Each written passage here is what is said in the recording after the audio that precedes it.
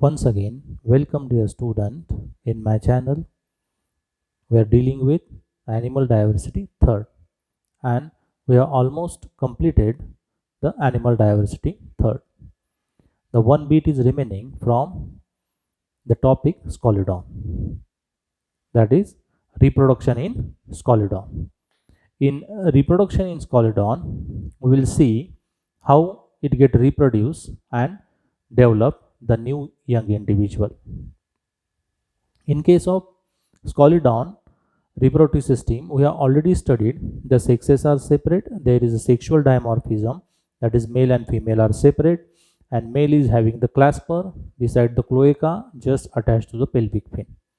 And these are the accessory sexual reproductive organs which help to pass out the male gamete or the sperm into the female genital opening. So the sexes are separate.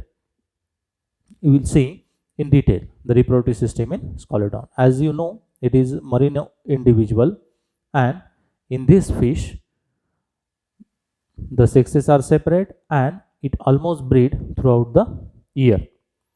In case of this reproduction, first of all, the copulation start.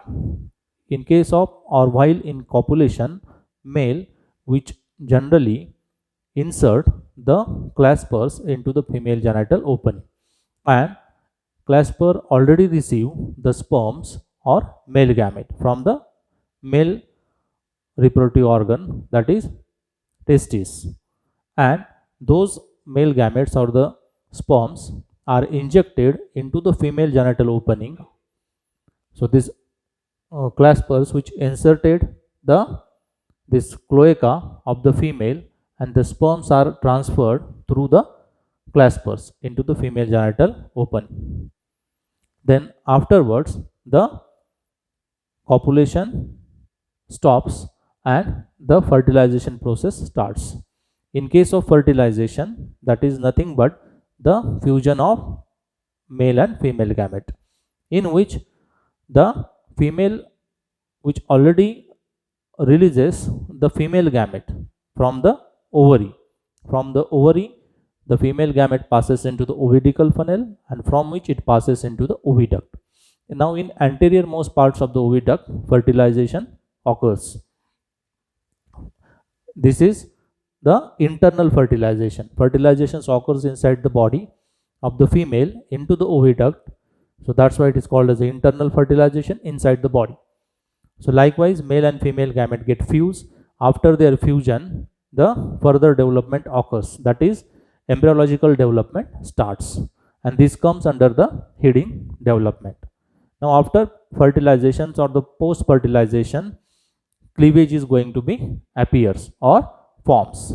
First of all, the eggs which is form after the fertilization, that is fertilized egg which is teloleucithal type, and this teloleucithal means the egg with a large amount of yolk in the vegetal portions of the cell or that embryo, and then later on it develop the cleavage, which is nothing but the repeated mitotic division of the embryo, and it is of meroblastic type, that is yolk is left undivided as only part of cytoplasm divides.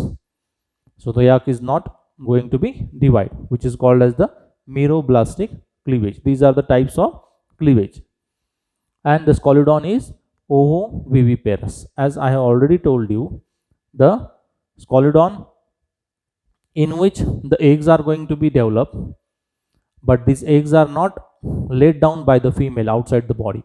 These eggs are hatched within the body of the female and young ones which emerges out.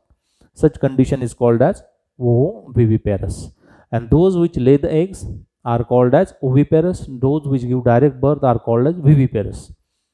But Scoliodon is ovoviviparous. In Scoliodon soracova, uterus may contain 3 to 7 developing embryo, from which 3 to 7 Scoliodons or young ones of the Scoliodons are emerges out. So likewise the development occurs. But here in case of the Scoliodon, this placenta formation is also occur. This is important in case of Scoliodon. this yolk sac and placenta which is going to be formed. Now in early stages, the development occurs through the yolk which is present into the embryo, which nourishes the developing embryo. But in the later stage, the yolk sac become folded and get embedded in the wall of uterus, forming the yolk sac placenta. This yolk sacs which forming the yolk sac placenta. So this yolk sac placenta formed by this yolk sac, and thus the embryo gets its nourishment from the maternal tissue. The embryo which get the nourishment from this maternal tissue through this yolk sac placenta, and after the placenta formation, the blood vessels develop in this colodon or this into the yolk sac, which then become a placental cord. Later on, it develop into the this placental cord, which attach to the embryo in mid-ventral line in between the pectoral fin. So likewise, the placental cord is formed, and later on it develops many finger-like processes called as appendicula. And this appendicula nourishes the or absorb these nutritive materials secreted by the uterine wall of the mother. And likewise, the development of the young scoliodon is going to be occur.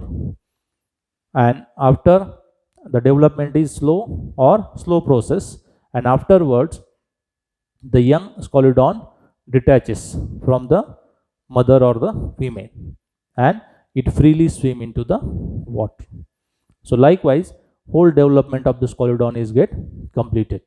This is about the post reproduction changes which occurs into the female after the insertions of male gamete, and how the young scoliodon which are going to be developed. So this is all about the development in scoliodon. So likewise, this is the last bit from the topic scoliodon.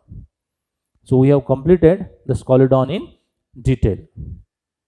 Hope you understood this lecture as well as my earlier lectures.